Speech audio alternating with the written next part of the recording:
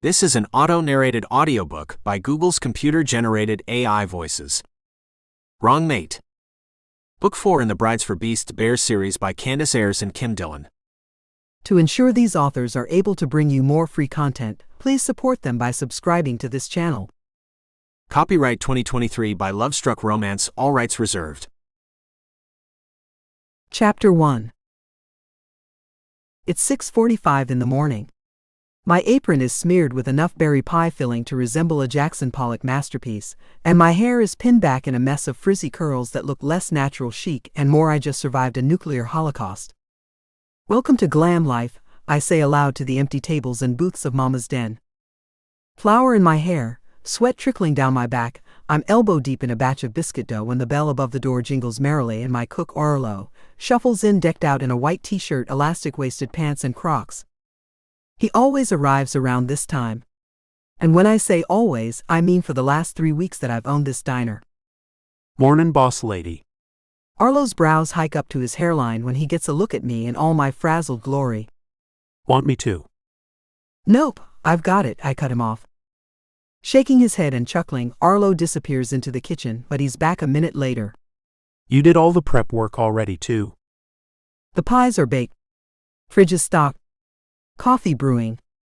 I even managed to balance the books this morning. Look at me go, almost like I know what I'm doing.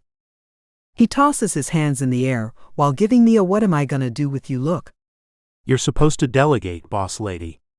Share the work. Split the chores. You've got me, and Ollie will be here in an hour. Delegate. He repeats the word slowly, stressing every syllable. Didn't your fancy corporate job teach you that? With one hand perched on my hip, I nod at the tray of biscuits. I've been up since 4 in the morning, and I've already been through 3 dough-tastrophes. You don't want to mess with me right now, Arlo. Arlo continues to mumble to himself, shaking his head, as he turns back to the kitchen to fire up the grill. Delegate. I scoff, rolling my eyes is just a fancy word for lazy. Well, that's a pessimistic view of management. Mama Jo's voice rings through the diner a second before the chime above the door announces her entrance. Mornin', baby girl. She greets me with a smile. How you holdin' up today? Mama Jo, the namesake of this diner and its former owner, pops in every morning for her daily dose of caffeine and my daily pep talk. I shoot her a smile back, soaking up her warm maternal energy. Oh, keeping my head above water. Her eyes scan me from top to bottom. Looks to me like you're running yourself ragged, child. Mama Jo pulls up a stool while I wipe down the pristine countertop for what must be the 10th time this morning. You don't have to do everything yourself around here. That's the thing about having a team. You're allowed to lean on 'em. Busy is good. Flour rains from my apron, dusting the floor, and I click my tongue against my teeth while I go for the broom. Just remember what I told you, Louise. You can't pour from an empty cup. That must be her favorite saying. She says it to me nearly every day. That and something about life handing out lemons. Ever since I stumbled into this quirky little town, Mama Jo has taken me under her wing. She's the one who broke the news about Mystic Hollow's secret bear shifter population. At first I thought she was messing with me, but she took me into the woods out back and well, let's just say that day changed my entire perspective of humans and our place on the food chain. So, Mama Jo continues, I hear the Shifter Council contracted with your diner to provide meals for their new BFB program. I quirk a brow. Why am I surprised she knows already? If there's tea to be spilled around here, Mama Jo's either spilling it or sopping it up. I raise the dustpan and empty it in the trash. It's a good business move, but I'm still a little clueless about the program. It's something called Brides for Beasts. You know anything about it? I do. Of course she does. I watch as she adds 6 teaspoons of sugar to her coffee before she continues. There hasn't been a single shifter female born in Mystic Hollow in over 40 years, and the men here are getting restless for wives, so the council decided to step in with a human remedy. My jaw drops as the revelation hits me like a sucker punch. Are you telling me? They're bringing in human women to marry shifters? Mama Jo nods. That's the plan. I scrub an invisible spot on the counter. My nose wrinkles at the thought of marrying a stranger. Who in their right mind would be brave enough to do that? What I really mean is, what kind of fool would have that level of blind trust? I've been down the marital road before. It ended with the cheating bastard stabbing me in the back with a metaphorical knife that I didn't see coming. Needless to say, trust is a rare commodity these days at chez Louise. Her gaze softens. Sometimes, Louise, it's not about being brave. It's about being desperate. It's about wanting a change so bad that anything, a leap of faith, a move to a new town, a marriage to a stranger, feels like a lifeline. Well, that hits close to the belt. After all, isn't that why I traded my corporate executive job in a concrete jungle to become a small business owner in a sleepy mountain town? Sounds like a bad reality show. I wipe down tables with more force than necessary. Desperate times, baby girl. Mama Jo takes a test sip of her coffee and beams in satisfaction. Besides, shifter men aren't like that no-good ex-husband of yours.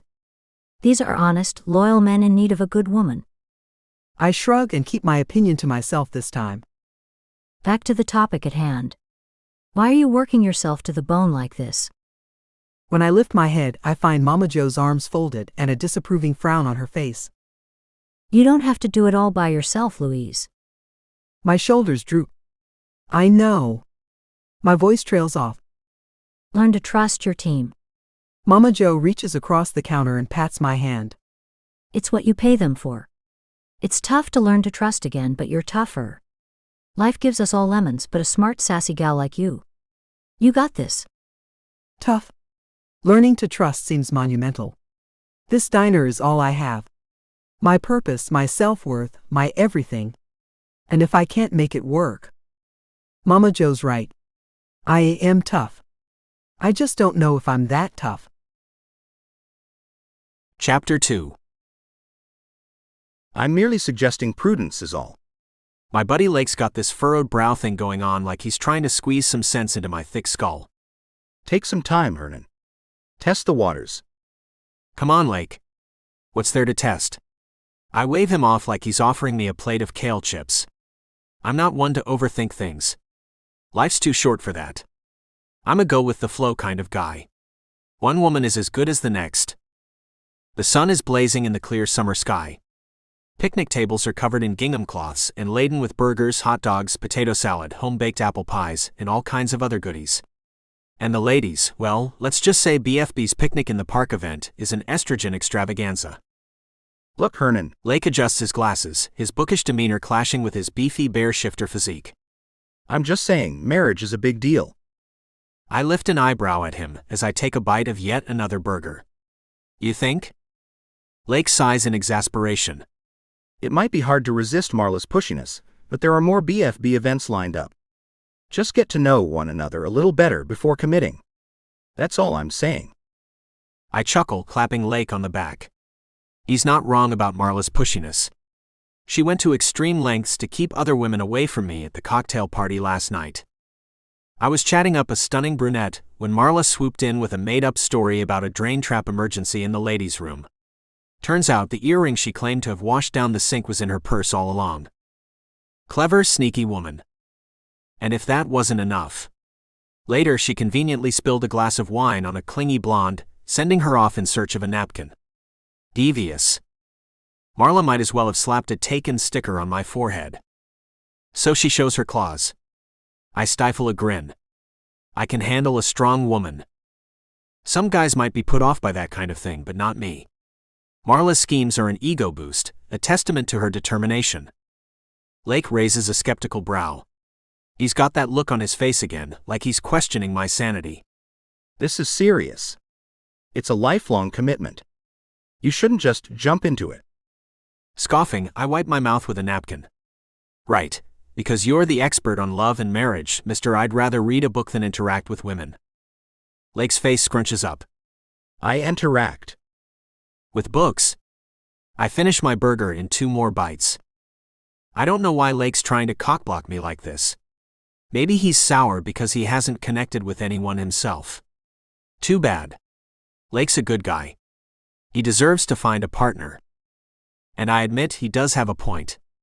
It might make sense to take things slower, if I hadn't already waited 35 years for the chance to have a woman of my own. Decent looks, relative compatibility, and willingness to commit are all I ask for in a woman, my only qualifications for a spouse. Marla fits the bill on all three, extra emphasis on the latter. Ignoring me, he continues, The point is, you shouldn't rush into something like this just because you're. He stops mid-sentence and nods his head at something over my shoulder. Speak of the devil, and she appears. Sure enough, Marla's broken away from the other picnickers and is strutting her way over to us. Her red hair and tall statuesque figure are eye-catching. Where have you been all my life? She purrs with a teasing wink as she loops her arm through mine. I've been searching high and low for a man like you. There's a glimmer of anticipation in her eyes, and I know why. She's waiting for my answer to her marriage proposal. And I'm ready to give it. Lake's words still echo in the back of my mind, but you know what? I'm ready to take a leap of faith. I turn to her with a grin, tossing caution to the wind. Let's do it. Let's tie the knot. Lake only rolls his eyes and turns away, but I see the worry lines etching deeper into his forehead. You're going to regret this, He mutters, almost to himself. Cock blocker. The joy that lights up Marla's face tells me I've made the right choice. Marla is attractive. Marla is eager. What more can a bear ask for? My feet pace the floor of my cabin and I clutch my cell phone to my ear. Just calling with a progress report on that juicy tip. My editor groans. The small town with the freaky secret. Please tell me you've got something, Marla. I laugh, a little too sharply maybe. Let's just say things are shifting. Shifting how? Shape shifters, Jerry. And I'm another step closer to cracking the case wide open. A long pause. You mean like werewolves? Bears, to be exact. We're talking a whole community of them. Can you imagine the headline? Werebear Town exposed. It's gonna be epic. Papers shuffle in the background. Marla, are you sure you've got solid evidence? Not yet. But I'm deep undercover in the community. They're clueless about my true intentions. There are several minutes of hesitation. Finally, he huffs a breath. I hope you're right. But you better grab that smoking gun quick. I know you signed up for a mail-order bride thing as a cover. Don't go falling for any country bumpkins while you're playing house. I bark a laugh. As if I'd ever settled down in this one-horse town. No, I have my sights set on fame and fortune, not a sham marriage. This clueless town has no idea what's coming. Once I expose Mystic Hollow's little secret, I'll be on top of the world. I can practically taste the Pulitzer. Jerry, let's just say things are about to get real hairy around here. Chapter 3. Mama's Den is the kind of place that makes me feel right at home the second I walk through the door. Possibly because for much of my life, it was my second home. I practically grew up here. I haven't been here in weeks though, which means I haven't met the new owner yet, but we're all meeting here for breakfast before the BFB hike out on the ridge, so today is as good a day as any. When I push open the door, I'm hit with the usual comforting sights, checkered tablecloths, pie displays, the kind of homey decor that makes a bear's mouth water. It's exactly the cozy I'm craving. Did I mention I practically grew up in the diner? And the scents. I take a deep breath, bacon, cinnamon, fresh coffee, and something else. It's that something else. My bear shifter senses go on high alert. I look around for the source of that something else, but all I see is a small-town diner at the height of the breakfast rush. My gaze sweeps the room again, this time landing on a curvy woman. She's wearing an apron and pouring coffee at a table in the corner. Oh damn. She's gorgeous. All deep brown eyes and pouty lips. With her curls wrapped in a silk scarf, she rushes between tables. I watch her hips sway, transfixed, as she heads to the kitchen. Get a grip, dickhead. You're here for blueberry pancakes, not trouble. Trouble is exactly what that woman represents. An engaged man like me should steer clear of trouble. Instead, I find my gaze drifting her way as she ducks into the kitchen and emerges carrying a tray full of steaming plates. Our eyes meet from across the room, and the hair on the back of my neck stands up. Electricity crackles between us, and I know she feels it too because when our eyes lock, her lips part on a soft inhale, and she stumbles for a second before catching herself. I grin, unable to help it. Who is this delectable woman? She looks away, but not before I glimpse the spark of interest in her eyes. Looks like I'm about to order a double helping of trouble. I slide into a booth by the window, watching her work. She moves efficiently, but there's a stiffness to her motions, like she's forcing herself not to look my way. When she finally does spare me a glance, I flash her a smile and a wink. She rolls her eyes, but I catch the hint of a smile tugging at her lips. Playing hard to get, huh? I can work with that. Finally, she saunters over, pad in hand. I lean back, giving her my most charming grin as I watch her walk toward me. What can I get you? But before I can speak, I'm overtaken. It's like a tidal wave, a siren song. My palms begin sweating like I'm a teenager on prom night. Her beauty, her scent, the sound of her voice, her dark hair, full lips, and deep brown eyes that seem to see right through me, everything about her captivates me. All my suave sophistication flies out the window. My nose turns up and I take a deep sniff of the air, breathing in her delicious aroma. Sugar. My voice is low. Gruff. Gravelly. More bare than human, and what the hell did I just say? I'm usually smoother than this. A lot smoother. Sugar. She arches a brow, unimpressed. If you're looking for something sweet, I recommend the blueberry pancakes or cinnamon rolls. My heart is racing, my dick is hard as a rock. The effect this woman is having on me is not normal. Not even close. I've spent days now in the presence of a large group of attractive women and haven't reacted to any of them like this. The name tag on her uniform reads, Louise. Louise? What a gorgeous name. But my bear is screaming, sugar. I catch my breath first. Then I clear my throat. Pancakes, I manage to get out. I clear my throat again. Blueberry pancakes. Then, because I'm starting to regain my senses, I add, and your phone number. Sorry, we don't serve phone numbers here. She scribbles my order onto a notepad. And then she does something that makes me have to adjust myself under the table. She bites her lip ever so gently, like she's trying to suppress a smile. I sigh, pasting a look of mock disappointment on my face. Anything else? Louise taps her pen against the pad, lips twitching. Desire courses through my veins. I lean in a little closer, my voice low and teasing. How about adding your favorite menu item to my order? Really? A smile spreads over her face, and I feel my heart skip a beat. You trust my taste? Absolutely, I reply without hesitation. Louise laughs, her eyes crinkling at the corners in the most adorable way, and I feel that laugh all the way to my groin. All right then, one order of blueberry pancakes and a side of biscuits and gravy. Thank you, Louise. Her name rolls over my tongue like candy. You're welcome, whatever your name is. She scribbles down the rest of my order before giving me a playful wink. The air between us is charged, electric, and even though I know I've got no business pursuing her, I can't help but want to reach out and pull her close. To feel her lush curves pressed against me. My name is Hernon. Startling hard, I turn to see Marla sliding into the booth next to me like a snake slithering through the grass. Louise's teasing warmth evaporates in an instant. Her smile drops and her body stiffens. Marla throws her arms around my neck, pressing her breasts against my arm. Good morning, babe. She plants a slobbery kiss on my cheek, and I shudder in revulsion. I glance back at Louise, who seems to have transformed into an ice sculpture, cold and unyielding. Marla eyeballs Louise up and down before she says in a sickeningly sweet voice, I'll have a vegan omelet and a side of tofu bacon. The air crackles with tension, and I know I need to do something. But what? Louise's eyes are no longer crinkled at the corners in warmth and amusement. Instead, they're filled with hurt and accusation. Coming right up, She says curtly. Icicles practically hang from her words. I can do nothing but watch as she turns on her heel and walks away. Hernon. Marla scolds, her eyes flicking between me and the retreating figure of Louise. Marla's voice suddenly sounds like nails on a chalkboard, and her touch makes me want to claw my skin off. I ignore Marla.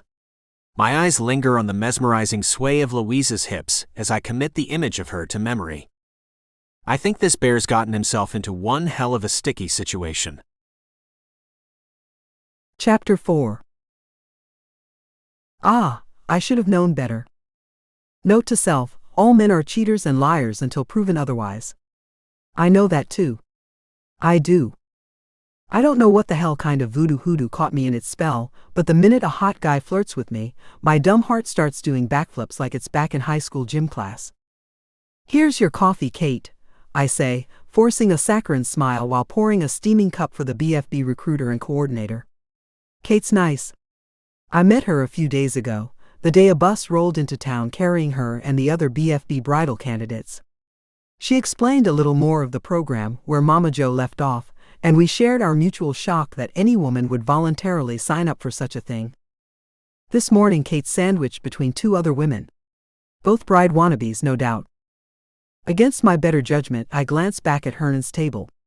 That bitch is practically draped over him, her fingers playing with the collar of his shirt. Wait. Who am I calling a bitch? It's not her fault. He's the one who asked for my phone number. Hernon's eyes flit to mine for just a second, and I swear I see a hint of guilt there before I look away. Focus on your work, Lou. I still can't believe myself. I haven't looked at another man since before I married Charles. After the divorce, I lost all interest in men whatsoever. My priority is my diner, the one thing in my life that doesn't involve cheating, lying, misleading, or unavailable men. Feigning indifference, my shaky hands pull my pad and pen from my apron pocket. What can I get you, ladies? I'm still so angered by what just happened I could spit. The moment Kate opens her mouth, my order pad slips from my fingers and falls to the floor. Great. Real smooth, Louise. I release a harried sigh. It's been one of those mornings. I can't seem to get anything right. New job? One of the bridal candidates smiles sympathetically. Something like that. I swipe the back of my hand over my forehead. I just bought this place and I'm trying to learn the ropes. Oh, are you Mama? Am I Mama? Ha. Hardly. I wish Mama Jo were here. I could use a little dose of her wisdom and encouragement right now. I seem to have lost my ever-loving mind. I'm Louise. I work up a friendly smile, even though I'm not feeling it at the moment, and bend down to pick up my order pad. The fabric of my jeans stretches taut across my rear end, and I might lay off the biscuits and gravy for a few days. Who knows? A loud crack rings out from behind me, and as I straighten, my head swings around to see Hernon staring at me with eyes so heated, I feel as though his gaze might incinerate me to ashes. My cheeks flame when it registers that I just presented him with a close-up view of my assets. The man is holding a broken chunk of my Formica tabletop. That must have been what made the loud cracking sound. You're paying for that, I snap, pointing an accusing ballpoint at my now mutilated table. We stare at one another for several seconds. He tries to hide the broken piece under a napkin. But I saw. I can't believe I let myself get all flirty with that man. My ex-husband's cheating ways should have taught me better than to trust any man's sweet talk. I take the women's order, then turn and head back to the kitchen, mumbling to myself, men. Nothing but cheaters and liars. And I'm adding a table to his bill, don't think I'm not. Excuse me? My busboy Ollie gives me a quizzical look as I pass by. Nothing, I mutter, trying to focus on the task at hand and keep my eyes from drifting over to where he sits. I do not need that kind of drama in my life. Chapter 5. Secrets, Hernon. Marla coos as she clings to me like we're Siamese twins. We should have none between us. I try unsuccessfully to ignore the feel of her pressed up against me. Secrets, huh? The scenery out here as we walk along the ridge with the other hikers is breathtaking, but all I can see is Louise's face, her eyes full of fire and challenge. When that look changed to one of pain and betrayal, it felt like a dagger to the chest. That's right. We should tell each other everything. It's only fair. Marla bats her eyelashes at me, and I want to vomit. She smells like spoiled milk and rotten meat. How is it I never noticed that? My stomach churns as I fight the urge to recoil from her. Yeah. Sure. I should have already told Marla that her soon-to-be husband transforms into a grizzly bear at will, but for some reason it never felt right. The words wouldn't come. That's not entirely true. I did try, but my bear bucked it so hard at the time I gave up. Even now, my bear is fighting with every fiber of his being, screaming at me to maintain my silence. Here are my secrets. I clear my throat and try to breathe through my nose so as not to inhale more of her fetid odor.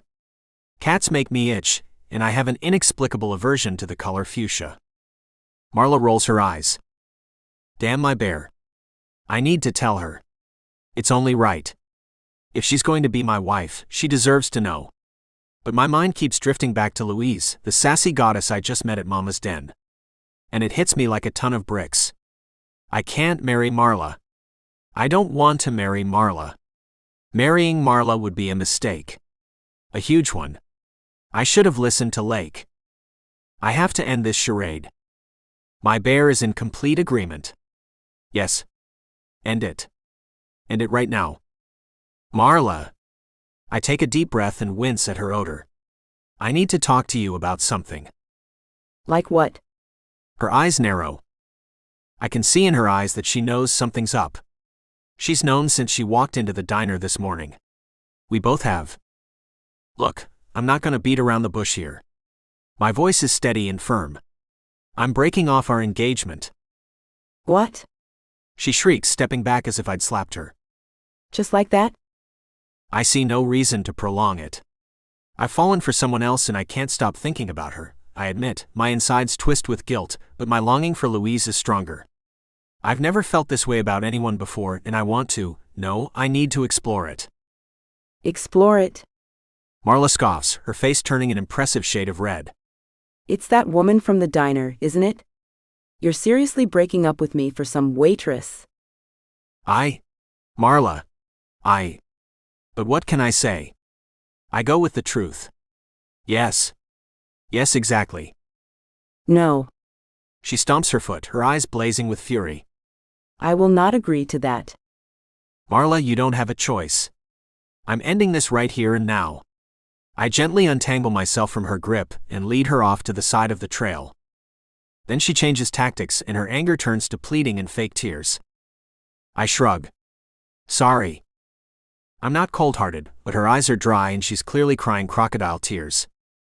I spend another hour listening to Marla alternate between berating me and begging me to reconsider while Lake keeps shooting me "I told you so" looks. The plus side is that I've found a woman who turns my world upside down.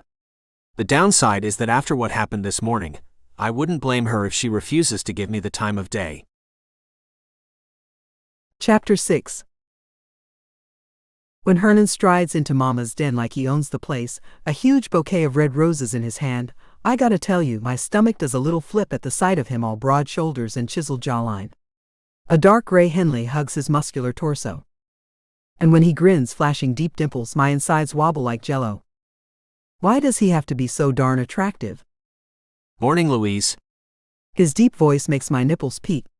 I cross my arms and scowl to hide the unwanted reaction. We're not open till 8. I wave to the empty dining room, trying to sound as uninterested as humanly possible. I'm not here for food. My eyes narrow. What are you doing here then? I came to talk. He holds out the flowers. These are for you. An apology of sorts. I don't want your flowers. I glance away from his searching gaze, hating the way my traitorous body wants to suck him up like a high-powered Hoover. Or your apology. Just go on about your business. I can't do that. I won't do that. He takes a step closer. The heady scent of earthy cedarwood and zesty lemon envelops me, an intoxicating blend of masculine warmth and raw magnetism. Oh, really? My eyes snap back to his. Where's your girlfriend? At home, thinking all's well with your relationship, blissfully unaware your lying, cheating, flirty ass is trying to give roses to another woman? There is no girlfriend. There is no relationship, and she is not unaware of anything. That's over. I broke up with Marla. For you. You did what?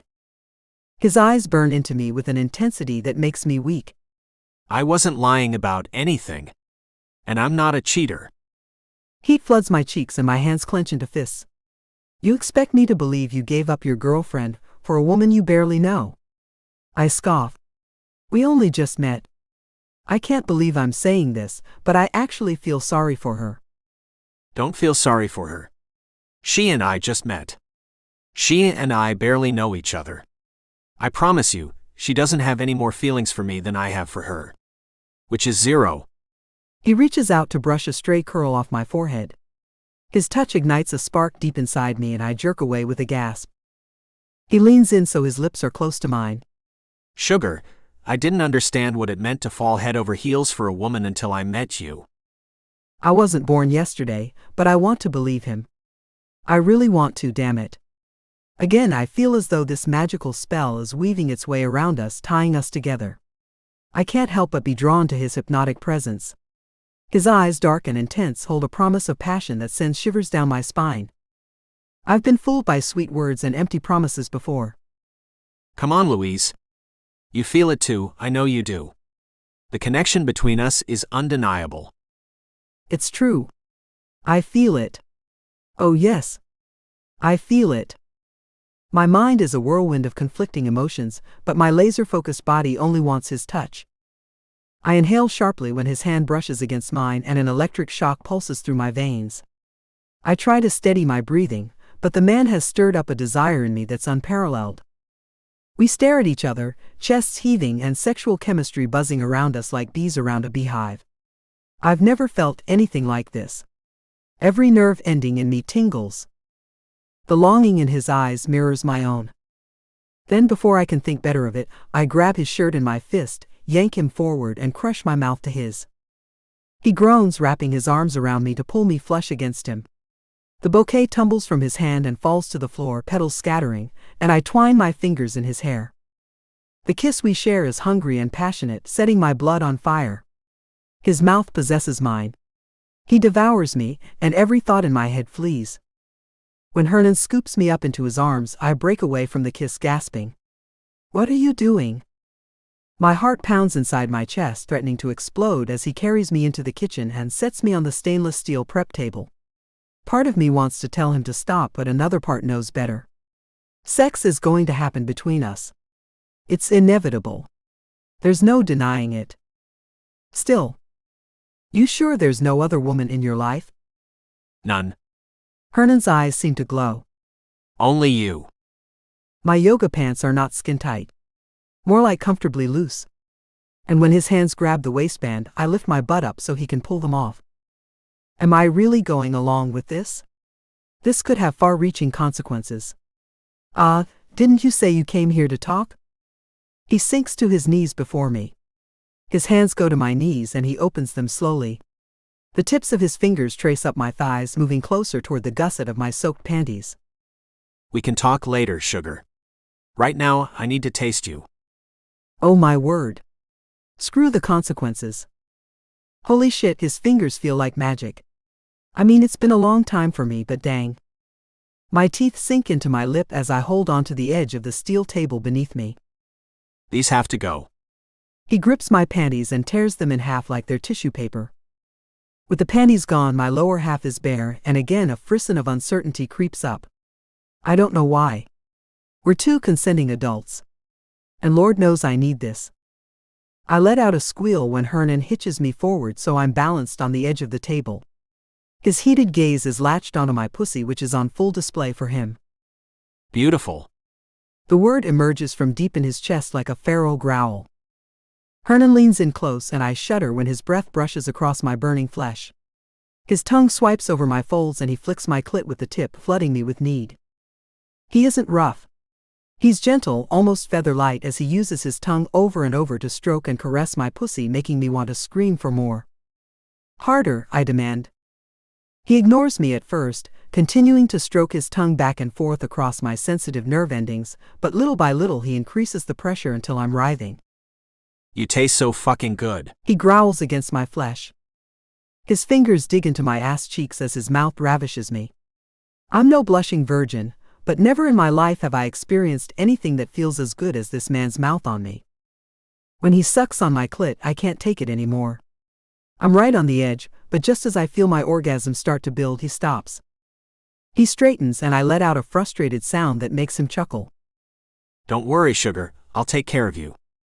Hernon makes quick work of undoing his belt and zipper, and his erection bobs free, long, hard, and throbbing. A strangled sound escapes his lips when I reach out and stroke him slowly, enjoying the way he thrusts into my hand. He grabs my wrists to still my movements. I won't last if you keep doing that. A plea escapes my lips. Please. He doesn't need any more encouragement. With a swift move, Hernon buries himself inside me, groaning at the sensation. It feels so exquisite, I cry out. My nails bite into his shoulders. He gives me a moment to adjust before withdrawing slowly, only to slam back in. Hernon sets a hard, fast pace, and I meet his thrusts with equal fervor, my breath coming in sharp pants. Our rhythm grows frenzied, and the table rocks under me. The feeling of him stretching and filling me so completely is pure bliss. All that matters right now is the sweet ecstasy building inside. Come for me. Hernon rasps when my back arches. His words are my undoing. I throw my head back, and with a long moan my inner walls clench down on him. A few more rough thrusts and Hernon stills, groaning as he spills inside me. We cling to each other. Blood pounds in my ears, and I actually see stars as the most intense orgasm of my life tears through me. Chapter 7. I just had sex in the kitchen of my diner. What the hell is wrong with me? As I come down from a sex-induced high, I stare at a spot on the wall over his shoulder. Hernon's lips are moving against my neck, peppering little kisses down to my throat in a way that makes me quiver, and if he doesn't stop, I might not be able to do what I know I need to. I push at Hernon's chest until he backs up. Then I hop down from the table and search for my pants. I don't know how it happened, but I have clearly lost my damn mind. Well, that was fun, I say while stepping into my yoga pants and tugging them up my legs. My panties are toast, so they're getting buried deep in the trash. When I spin around, the first thing I spot is his dick, still hard and slick with our juices jutting out proudly in front of him. My body instantly reacts to the sight, but I have my wits about me now, so I turn away from him. A low growl startles me, and when he reaches for me, I realize he's right behind me. He growls again when I slap his hands and dodge him by moving out of the way. Get your clothes on, damn it. And hurry up. I need to disinfect this whole place before Ollie and Arlo show up for work. Scowling, he pulls his pants up and tucks himself away. Avoiding his eyes, I let out a sigh. Good. Now that that's out of the way, we can get back to normal and forget it ever happened. When I try to walk around him again, he hooks his hand around my arm and pulls me into his chest. What are you talking about? I fight the strong pull to him as best as I can, but it's insane. I've never in my life felt anything like it. I just had orgasmic sex and still my body responds like I'm a love-starved romantic fool. I'm talking about not being interested in a relationship. I don't want romance, I don't want friends with benefits, I don't want anything. In fact, I've sworn off men for the next 10 years. Maybe more. So that was a good time, but now you need to get out of here. And don't come back. He growls and wraps his other arm around me, instead of letting me go. I'm not going anywhere. Oh yes you are. I wriggle free from his grasp, and hurry over to grab the bottle of disinfectant from under the sink. When I return to spritz the prep table, Hernon is still there, scowling with his arms crossed over his massive chest. I motion for him to move, but he just stares at me. You and I have something special. I know you feel it too. Why are you pushing me away? Special? I roll my eyes. Get over yourself. What did you mean when you said you swore off men? Why? I mean, I have no room in my life for relationships, that's what I mean. Someone hurt you. He doesn't say it as a question, so I don't respond. I scrub frantically at the stainless steel. Hernon takes me by the shoulders and turns me to face him. I'm sorry for what happened when we met, and I know it will take time to earn back your trust. But I promise you, Louise, I will never betray you or break your heart. The sincerity in his voice almost convinces me. Almost. His words are like a balm, a soothing salve to my broken heart, but my brain isn't so easily tricked anymore. I let out a loud exhale. He needs to know he's wasting his time, and I need him to get the hell out of my diner before I do something stupid like give in to him. Or something stupider, like cry. Feeling my resolve slipping, I do the only thing I can think to do. I search the place for something to. Aha! A butcher knife. I scoop it up and wave it in front of me furiously. I told you to get the hell out of my diner. Tears threaten the backs of my eyes, but I will not let them loose, damn it. Instead, I summon all my anger. The last time I fell for a man's sweet-talking charm, the lion, backstab and cheater, left me so humiliated, I had to leave everything I knew behind. I'll wave the butcher knife at him, daring him to come any closer, 'cause I'll cut a motherfucker. I will. I had to trade power suits for aprons and hairnets, swap boardroom politics for slinging hash browns and eggs. I swing the knife in another arc over my head and out in front of me like a swashbuckler. I could get used to this. So yes, I want you to leave. Go back to Marla or whatever her name is. I don't care as long as I don't have to look at you. Chapter 8. I stare at the woman in front of me, wondering what the hell game fate is playing with me. Louise is shouting. Something about boardrooms and hairnets. She's also waving a kitchen knife around like it's Excalibur. Hearing her ex cheated on her, and hearing the pain and anger in her voice sets me off. I'm jealous as hell of any man who's had the honor of touching her before me, while at the same time, I want to make that bastard cry like a baby for hurting her. My bear is tearing at my insides. He's pissed at me for not taking Louise in my arms and comforting her. Sugar. Hold her. Sugar. I want to. I do, even if it means a few stab wounds, but I sense that's not what she needs right now. So, you want me to go back to Marla? It's not happening. I can't even stomach the thought. Not when this amazing woman has entered my life. I care about Marla. I guess. As a person. I guess. But it's two different things: caring about a woman in a general sense and being so bowled over by a woman, so enchanted by her, you can't eat, you can't sleep, and you don't even feel whole unless she's nearby. That's how I feel about Lou. Sugar. She's sugar. Yes. Go back to her. So when you asked me if I was sure there were no other women in my life, and I assured you there weren't, you were secretly hoping what? That I was lying? You want me to be a liar and a cheat, like your asshole ex? I make a big show of scratching my head and scrunching my brows. I know I shouldn't bait her, but she looks fucking adorable when she's all sassy and pissed.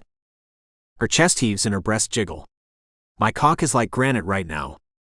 Her show of anger is not disappointing. Her brow furrows, her nostrils flare, and she jabs the knife in my direction. I love this diner. Jab. It's my whole life now. Jab. I'm not going anywhere, but this town is barely big enough for the both of us. Jab. From now on, you stay on your side. I'll stay on mine. I bite my lip and fight a smile. So, does this mean we're going to draw a chalk line down the middle of Mystic Hollow? I'm being a dick, but I can't help it. She's so fun to verbally spar with. Of course, I'd rather be fucking her, but I'll take what I can get. Just stay away from me. I don't want to talk to you, and I damn sure don't want to see your face. I raise my hands in surrender, then in a lightning-fast move, I gently swipe the butcher knife from her before I speak my next words. I might believe you really want me gone if you weren't threatening me with a kitchen knife, and if steam wasn't practically coming out of your ears. But?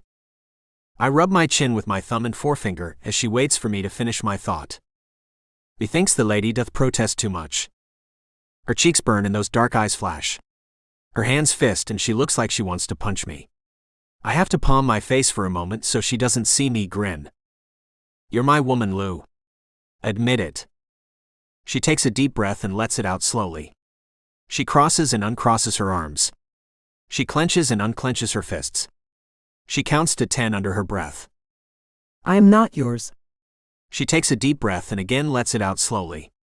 Then another. Then she seems to decide to approach this from another angle. Look. We had sex. Great sex. Amazing sex. Little beads of perspiration dot her forehead. She picks up an oven mitt and begins fanning herself with it. The best I've ever had. The best? I try to reach for her, but she slaps my hand away. But it's over and done with. We'll just pretend like it didn't happen. I act like I'm thinking for a moment, then before she knows what hit her, I reach out and pull her against me.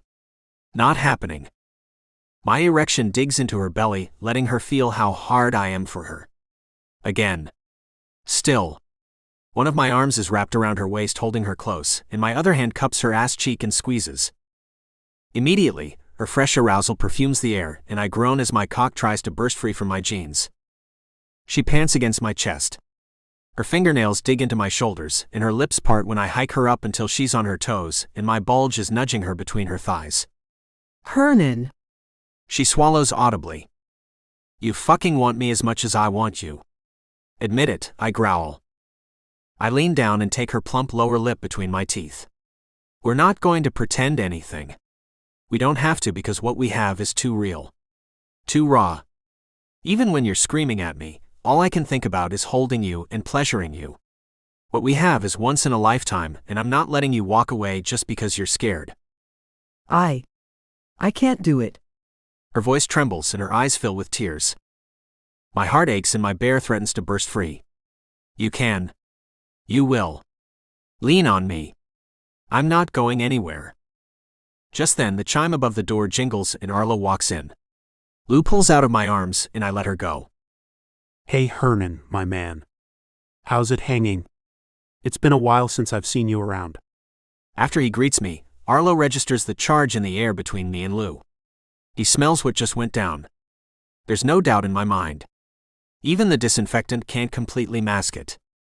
His brows rise, but wisely he doesn't comment. Hey Arlo. Good to see you. I say, hoping we'll be seeing a lot more of each other. Arlo just nods and shuffles into the walk-in freezer, making himself scarce. I lean my face in so it's inches from Lou's. No fucking way am I going to have anything to do with Marla or any other woman. I don't even want to so much as look at another woman. You're it for me. She snorts. Keep flapping your gums. It won't get you anywhere. I shake my head at her stubbornness. I'll be back, sugar. Lou flips me off. This time there's no fighting my amusement. I let out a belly laugh. Chapter 9. And I smelled it again when we were out on the ridge. Silas says. The scent was faint. He knew enough to keep downwind, but the odor of wolf was unmistakable. I'm sprawled out on the slick leather sofa in Silas's office with the other clan officers discussing the recent wolf shifter sightings in the area, and trying not to let on that the whole thing's got me more skittish than a turkey in November. If those whiny mongrels get anywhere near my Louise, well, let's just say things will get ugly. There was a report of another sighting near town again today. Xandros informs us. That ain't good. While not exactly our sworn enemy, the wolf pack of nearby Timbercrest Village is not on our Christmas card list either. Scentings and sightings can mean trouble. Straightening up, I'm all business now. Do you think the wolf pack is planning something? An attack, maybe. The thought of Lou in any danger turns my stomach. Silas massages his forehead. I don't know. But we can't take any chances, especially not with human females in town. Lake nods. We have to protect the females. The council won't be happy if anything goes wrong with their fledgling program either. I can't think of any legitimate reason a wolf or group of them would come anywhere near Mystic Hollow, unless they're up to no good. Silas puts us all on high alert, asking us to keep our eyes and ears open. Damn straight I will. As the meeting wraps with a nod from our alpha and we file out of the room, we're all a bit edgy, wearing game faces and stiff shoulders, ready to guard our own town. I'm more concerned with guarding Lou. It was mildly comical when the feisty woman kicked me out of Mama's den, but it's not so funny right now. I need to stick close to keep her safe. How do I convince the most stubborn, infuriating, sexy as hell woman I've ever met that having me around is a good thing? I need a plan. I pull out my phone and call one person I can always count on. Mom. Hernon, There's a smile in her voice when she answers. to what do I owe the pleasure? I've got some good news, Ma. I clear my throat. I found my fated mate. Fated mate. It's the first time I've allowed myself to admit it, much less spoken it aloud, and I grin stupidly even though she can't see me. There's a long moment of silence before my mother squeals so loud I have to pull the phone away from my ear so it doesn't blow out my eardrum. Praise the moon. Tell me everything, don't leave out a single detail. I give her the highlights, finishing with, so there's just one little problem. Well, Hernon, you know what I always say. When life gives you lemons. I cut her off before she can finish. Yeah, make lemonade. Which is exactly why I called. Mom, bless her heart, laughs. Let me guess. This gal didn't go running straight into your open arms. I let out a labored breath. She's difficult. To say the least. My mother chuckles. The best things in life always are. I run a hand through my hair. I need to come up with a plan to get close to a woman who currently wants nothing to do with me. Ma, I could really use your help. I can hear the determination in her voice when she responds. You got it. So what's the plan, lover boy? Chapter 10. What am I going to do? I clutch my phone in a white-knuckled grip and glance at Arlo's text again, hoping I've read it wrong, but nope. It's the same. Sorry, boss lady, can't make it in this week. Family emergency. I repeat, what am I going to do? I can wait tables, I can order stock, I can even cook in a pinch, but I can't do all of it. Not all at once. All right, Louise, I muttered to myself. You worked in the cutthroat corporate world, for goodness sakes. You can handle this. Time to put on the big girl panties and figure out a solution. And she's her own motivational speaker as well, ladies and gentlemen.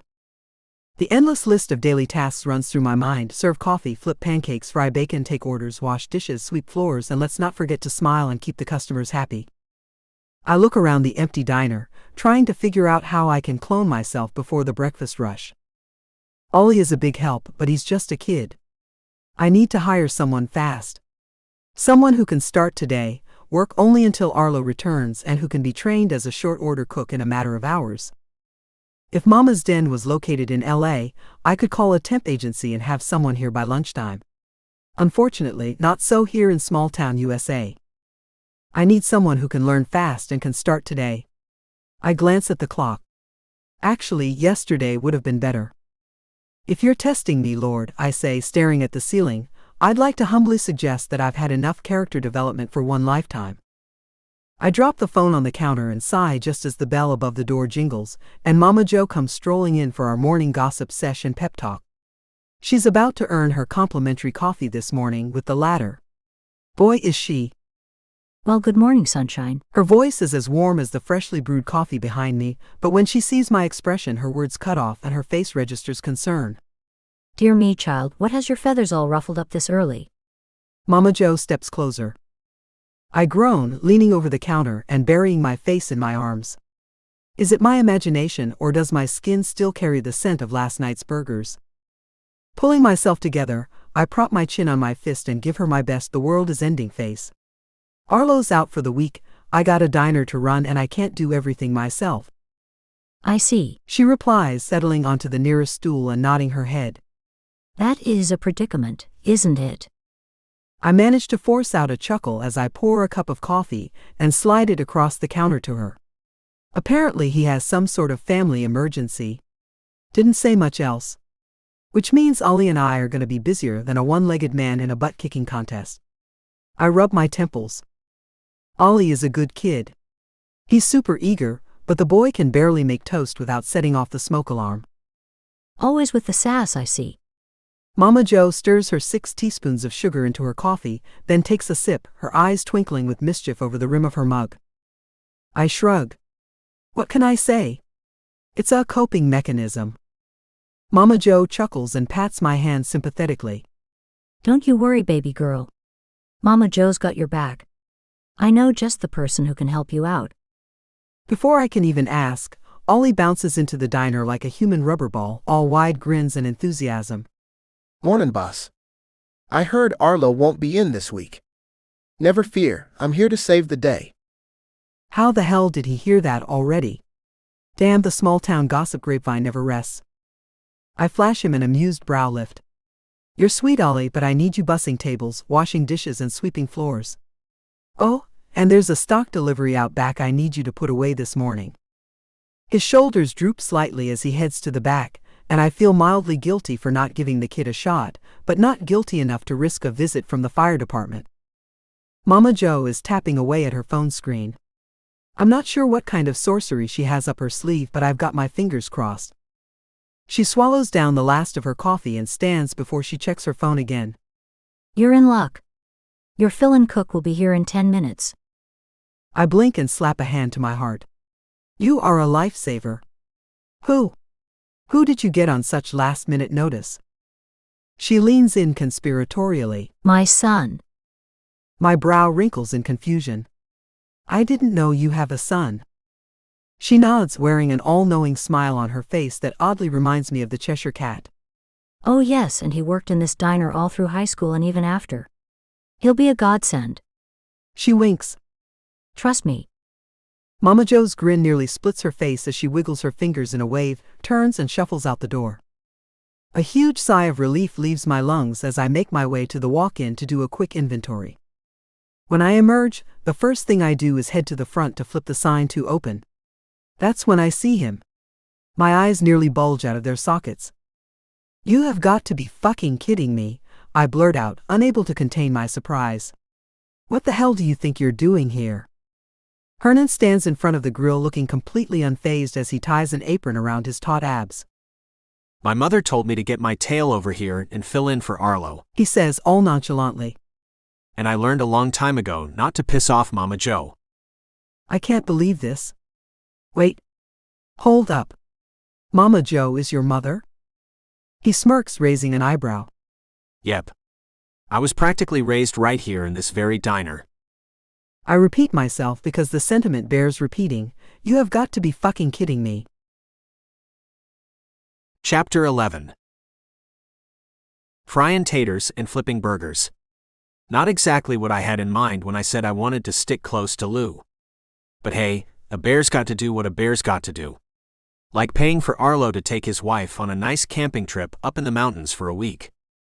As the diner buzzes with a low murmuring hum of conversation, Lou glides from table to table, chatting with the regulars, their laughter punctuating the rhythm of clattering plates and clanking silverware. In the kitchen, the sizzle of the grill is the background music to my daydreams. Every time I flip a burger, I imagine Lou flipping me off, and the corner of my mouth lifts in amusement. Working with Louise all day nearly does me in. The sexual tension is so thick you could cut it with a knife. I find any excuse I can to accidentally brush up against her as we maneuver around each other in the small kitchen. At one point, I let my fingers linger on hers when handing off plates. The spark is instantaneous.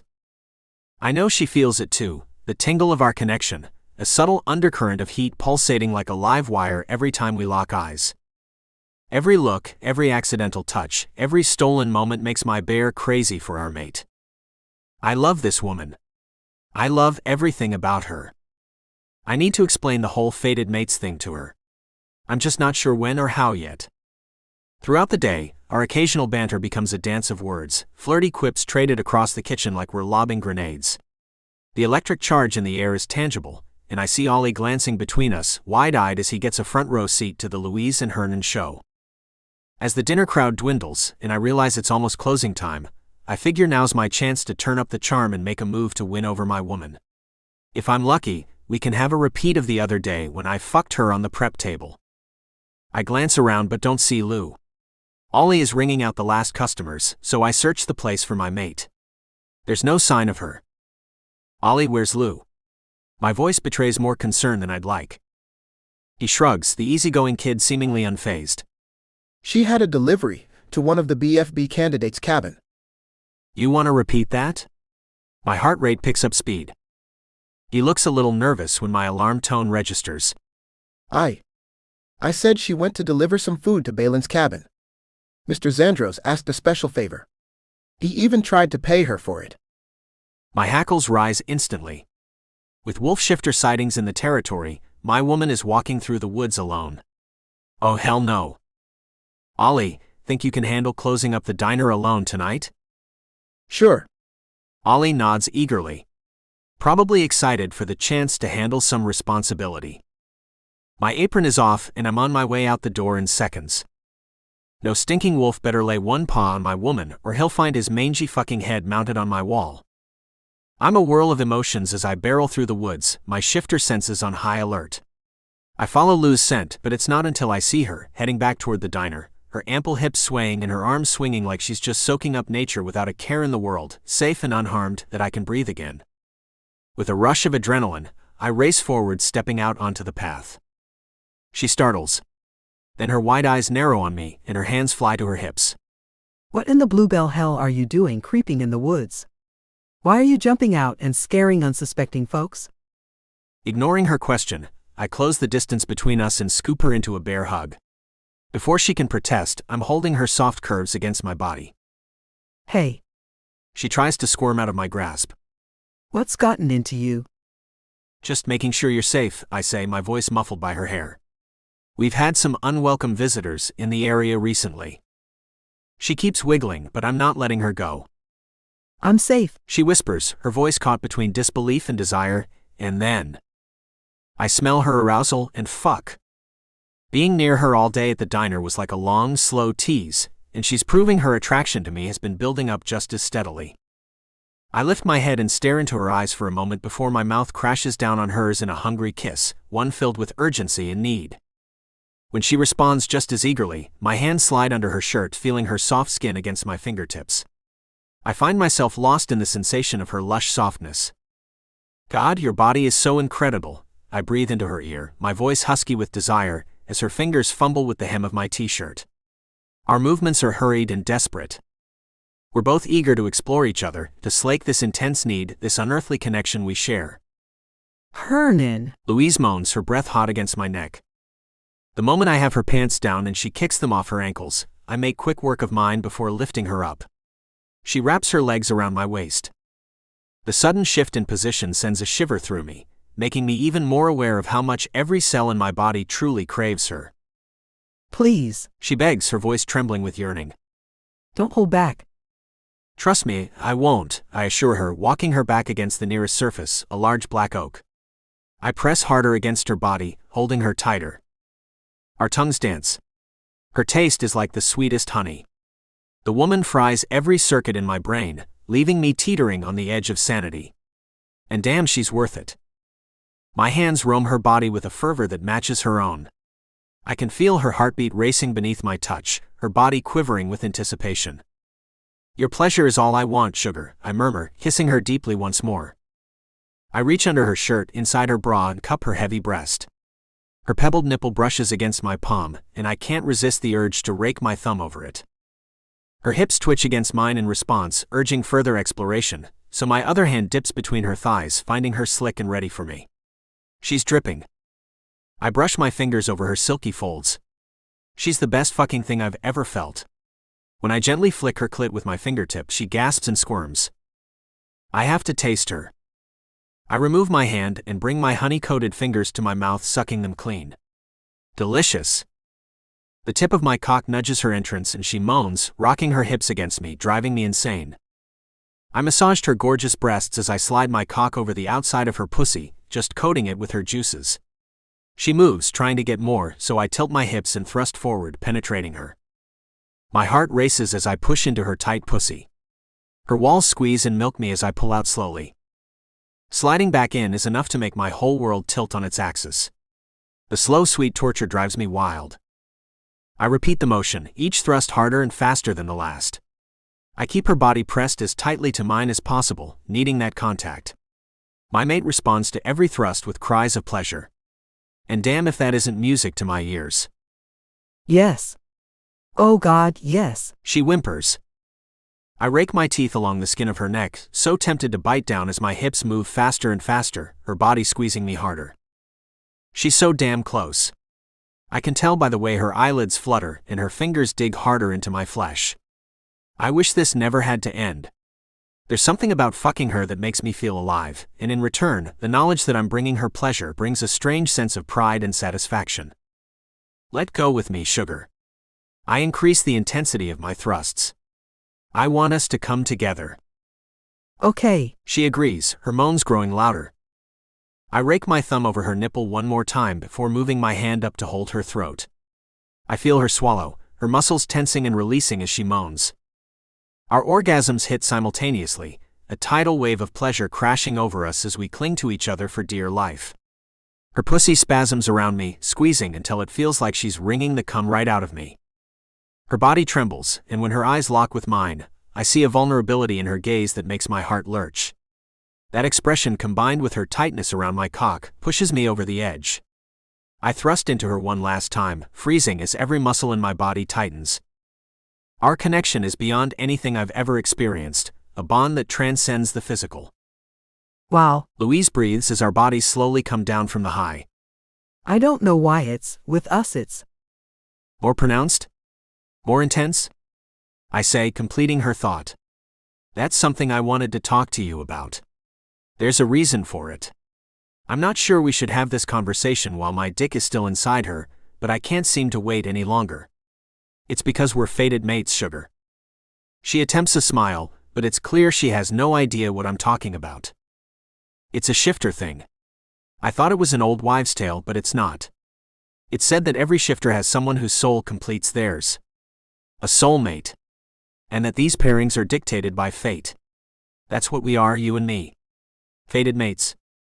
Lou scoffs, wiggles my softening cock free from her, and taps my shoulder to be released. I set her on her feet, and she busies herself redressing. Soulmates. She huffs a laugh. But then her face hardens, and she gives me a look that could freeze a volcano. Listen, Hernon. I've had a pretty disastrous past when it comes to relationships. All that fated mate stuff, that's all well and good for you and your shifter buddies, but... I can tell she's getting worked up, so I don't let her finish. Sugar, there's something else about us shifters. Once we take a mate, it's for life. There's no divorce. There's no cheating. We are totally devoted to our mates. I can see I've shocked her. Her mouth is open as she stands gaping at me. When she does speak, her voice is tinged with bitterness. I left my life in LA because I found out that not only was my ex cheating, he was parading his pregnant mistress all over town. While I was oblivious, everyone in our social circle knew about them. I don't have it in me to trust again. My lip curls in a snarl. I'd like to mutilate that asshat. Your ex sounds like a total dickhead who wouldn't know a wonderful woman if she bit him on his dumb ass. But I do. And I'm not letting you go. She lets out a sigh. The point is, I've been down this road before. Men promising me the moon and the stars only to leave me high and dry. I want no part of this fated mates thing. I can't say I'm surprised by her reaction. I expected as much, even if her words hit me like a punch to the gut. I'm not him. I won't let you down like he did. Louise shakes her head, but I can tell I'm starting to break through her walls, crash down her barriers, if only just a little. That's fine. I won't give up no matter how long it takes. Chapter 12. How's the meatloaf today, Mr. Abernathy? I ask the elderly gentleman at table 6. He cups a hand around his mouth as if ready to divulge a secret. Every bit as good as my wife's, but don't tell her I said so. He laughs as he digs into his third plate. Gotta love those shifter appetites. I breeze around the diner, chatting with the regulars and topping off coffee as they finish their lunches. The register chimes and I look over to see Ollie ringing out Russ and Gus, identical twin mechanics from the local auto shop. The lunch rush was crazy today, but now that it's dying down, I'm finally able to catch my breath.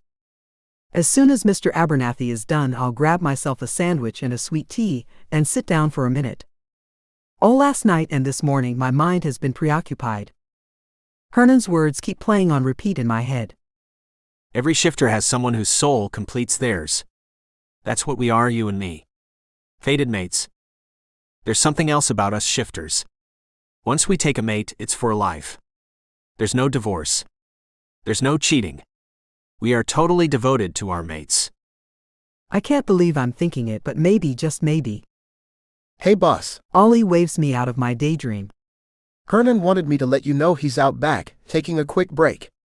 Says he needs some fresh air. Yeah, sure. Thanks, Ollie. You can take yours next if you want. Another thought pops into my head. Something that Mama Jo said when I asked her about the BFB program. These are honest, loyal men in need of a good woman.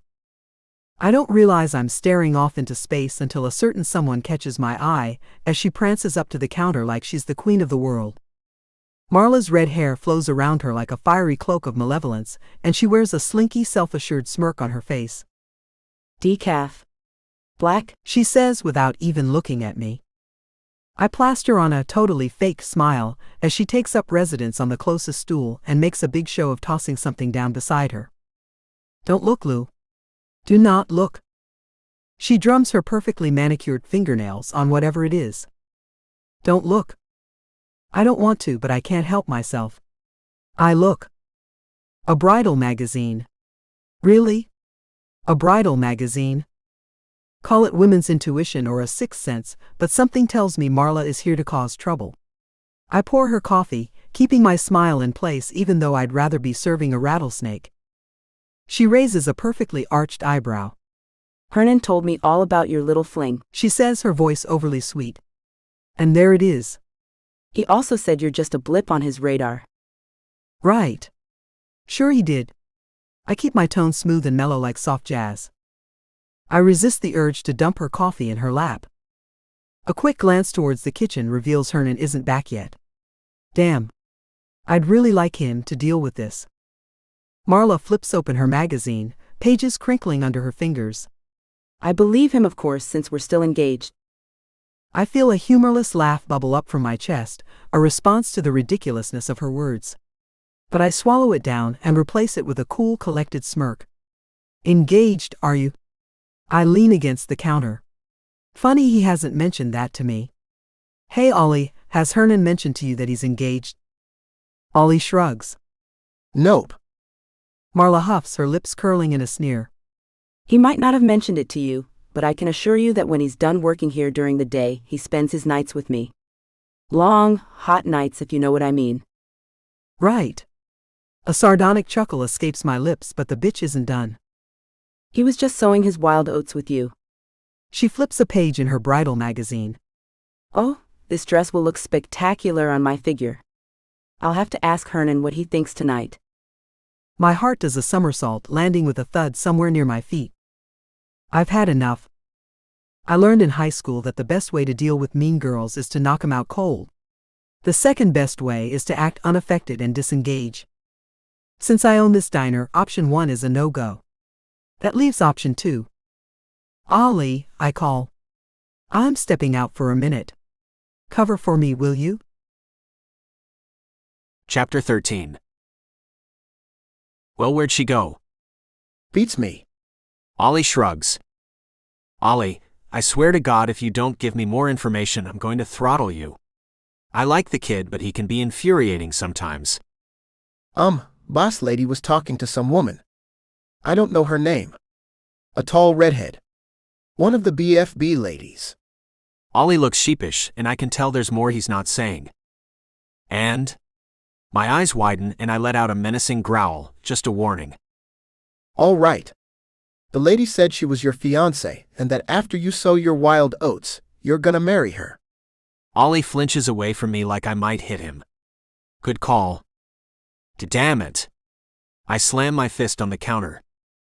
It's not true, is it? Of course not. But Lou doesn't know that. Fuck. I can only imagine how she's feeling right now. I have to go after her. I'm talking to myself, but I say it out loud. I have to go after her and explain. I'll cover the diner for you, don't worry. Ollie's practically vibrating with eagerness, but there's no way I can leave the kid in charge of the entire diner by himself. Louise would kill me. I can do it, Hernon. Ollie's eyes are alight with enthusiasm. I've been watching Arlo for ages. I know I can do it. I clench my jaw, raking my fingers through my hair. I've got a problem the size of a planet, Louise, and a solution the size of a pebble, Ollie. Not ideal. Just as I'm about to cave and tell Ollie to take the reins, my mother strides in. Perfect timing. I don't know how she does it, but sometimes her timing is uncanny. She halts in her tracks when she spots my expression. Spill. She demands. What's going on? I rattle off the gist of things as fast as I can. Marla just walked in, told Lou she and I are getting hitched and that I'm using Louise to sow wild oats. Lou left, probably upset, and I can't blame her. Mama Jo's brows dip into a formidable frown. And you let Marla just run her mouth and make Louise take off like that? No. Can you watch the diner until I can find her and do damage control? God, I hope that's possible. What if she decides to cut me out of her life entirely? Fuck. Mama Jo sets her jaw and nods. Go on, son. Go get your mate. Before I reach the door, she calls. What have I always told you to do when life gives you lemons? Make lemonade, I reply automatically before I practically bolt through the back door. Trusting my senses, I follow Louise's scent, tracking her through the woods, dodging low-hanging branches, and stepping over gnarled roots until I finally reach a clearing edged by a cliff. My pulse races, and it isn't from the run. There, seated on the ground with her legs bent and her arms resting on her knees, is Louise. Her back is to me, and I pause a moment to gather my thoughts. My heart is hopeful but wary, and I approach her cautiously. I'm not sure exactly what lies she's been fed by Marla, the venomous viper, but I pray she'll listen to me. Lou must sense me behind her because she begins speaking. Mystic Hollow is maybe one of the most beautiful places in the entire world, she says. And this is one of my favorite views. I'm not sure what to say. I know what I want to say, but the words are lodged in my throat. I'm choking at the worst possible moment. Finally, I manage to get out. The view is stunning. I'm not talking about the scenery, though. She turns slightly, looks over her shoulder and pats the ground next to her, inviting me to sit. Well, so far this is going better than I expected. I think. Unless she has a butcher knife hidden somewhere. I fold myself down next to her and have to fight every instinct not to drape my arm around her. I have a list. There are some things I won't compromise on, Louise says, hugging her knees to her chest. Deal breakers. I nod, not sure where she's going with this. No cheating, no lying, no gaslighting, and no secrets. She cocks a brow and finally turns her head to look at me. I don't see anger in her eyes. The success of my diner is of paramount importance to me. It's second only to our relationship. Is that clear? Our relationship? I swallow. Yes. Yeah, anything you want, sugar. And kids, she adds quickly. I want kids. Wait. What exactly are you saying here?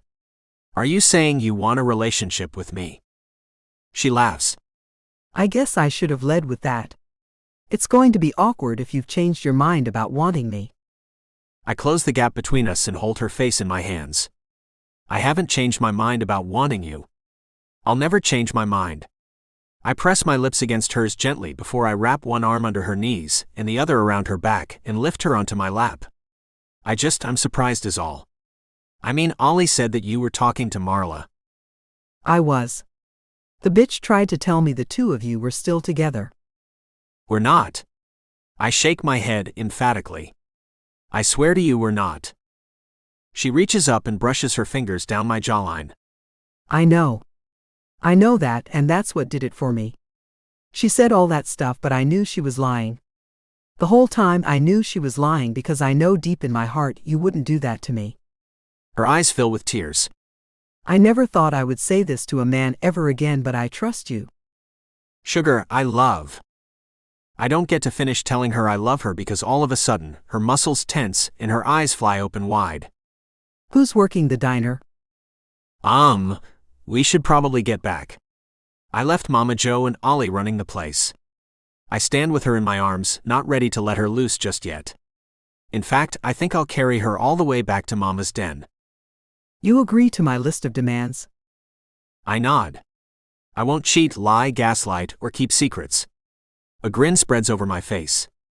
And I'll do my best to give you all the kids you want. But I have a list of demands too. It's a short one. In fact, there's only one thing on it. Okay. Tonight you're coming home with me, and from now on you're spending every night for the rest of our lives in my bed. A wide grin spreads over her face.